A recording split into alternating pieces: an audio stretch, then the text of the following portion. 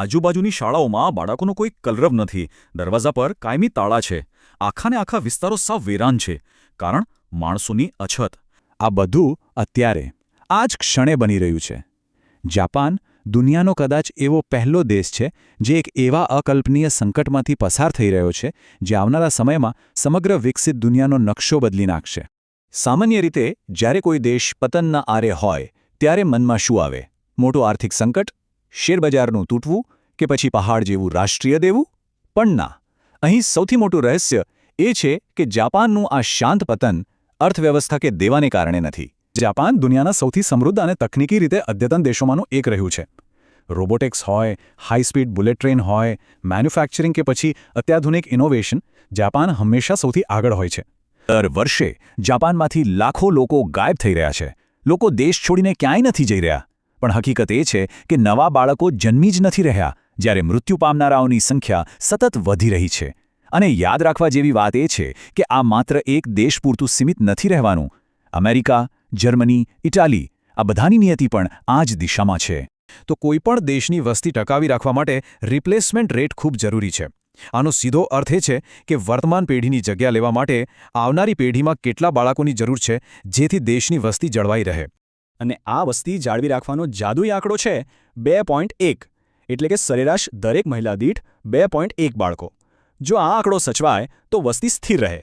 પણ જાપાનમાં ત્યાં વર્ષોથી આ આંકડો આ બેઝલાઇનથી ઘણો નીચે જતો રહ્યો છે. મતલબ સ્પષ્ટ છે, આવનારી દરેક નવી પેઢી અગાઉની પેઢી કરતાં નાની બનતી જાય છે. એક તરફ લાખો લોકો કામ પરથી નિવૃત્ત થઈ રહ્યા છે જેમને હવે હેલ્થકેર અને પેન્શનની સખત જરૂર છે. પણ બીજી તરફ તેમની ખુરશી સંભાળવા માટે યુવાનો જ નથી. પરિણામે ફેક્ટરીઓ ધીમી પડી જાય છે, હોસ્પિટલ્સમાં સ્ટાફ મળતો નથી અને સરકારને મળતો ટેક્સ સતત ઘટી રહ્યો છે, જ્યારે સામે વૃદ્ધો પાછળનો ખર્ચ આસમાને પહોંચી ગયો છે.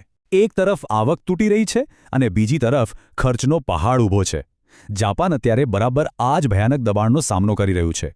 જો અત્યારે જાપાનના કેટલાક અંતરિયાળ વિસ્તારોમાં જઈએ તો ખ્યાલ આવશે કે આખાને આખા ગામો નકશા પરથી ગાયબ થઈ રહ્યા છે. બાળકો ન હોવાને કારણે શાળાઓ બંધ થઈ ગઈ છે અને હજારો મકાનો જે ક્યારેક પરિવારોથી ભરેલા હતા તે આજે ખાલીખમ અને વિરાન પડ્યા છે, જાણે કોઈ ભૂતિયા શહેર. આવા ત્યજી દેવાયેલા ઘરો હવે જાપાનમાં એટલા સામાન્ય બની ગયા છે કે ભાષામાં તેના માટે ખાસ શબ્દ બની ગયો છે, અકિયા. ઘણીવાર એવું માનવામાં આવે છે કે આજની યુવા પેઢીને બાળકો જ નથી જોઈતા, પણ વાત આટલી સીધી નથી. આધુનિક જીવનશૈલીના દબાણો બહુ મોટા છે. આસમાને પહોંચેલા મકાનોના ભાડા, વધતી મોંઘવારી, ઓફિસમાં જીવલેણ કામના કલાકો અને કરિયર બનાવવાની આંધળી દોડ. આ બધામાં લગ્ન મોડા થાય છે અને બાળકો ઉછેરવાનો ખર્ચ હવે સામાન્ય માણસની હિંમત બહારની વાત બની ગઈ છે. આધુનિક જીવનના આ દબાણો શું માત્ર જાપાનમાં જ છે? દક્ષિણ કોરિયામાં જન્મદર દુનિયામાં સૌથી નીચે છે. ઇટાલીની હાલત પણ જાપાન જેવી જ છે. જર્મની દેશ ચલાવવા માટે બહારથી આવતા ઇમિગ્રન્ટ્સ પર નિર્ભર થઈ ગયું છે.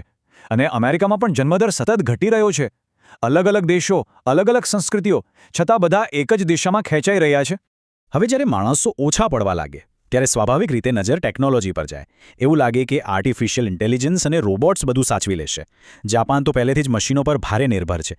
ત્યાં રેસ્ટોરન્ટમાં રોબોટ્સ ખાવાનું પીરસે છે અને વૃદ્ધોની સંભાળ પણ મશીનો દ્વારા લેવાય છે. તો શું ટેકનોલોજી ખરેખર બચાવી લેશે? આની સીધી અસર કોઈપણ દેશની તાકાત પર પડે છે.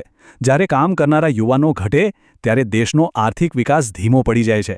લશ્કરમાં ભરતી માટે યુવાનો નથી મળતા, નવી શોધ અને ઇનોવેશનની ગતિ ધીમી પડી જાય છે અને આંતરરાષ્ટ્રીય મંચ પર દેશનો પ્રભાવ ધીમે ધીમે ઓસરી જાય છે. દુનિયાભરના નિષ્ણાતો આ જ કારણે અત્યંત ચિંતિત છે. નિષ્ણાતો સ્પષ્ટ માને છે કે જાપાનનો કેસ કોઈ અપવાદ નથી. જાપાન તો માત્ર એક ટ્રેલર છે, આવનારા ભવિષ્યનું એક પૂર્વાવલોકન છે.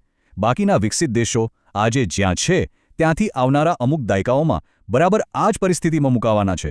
વસ્તીના આ પતનને રોકવા માટે સરકારો હવે ડેસ્પરેટ બનીને ઉપાયો અજમાવી રહી છે.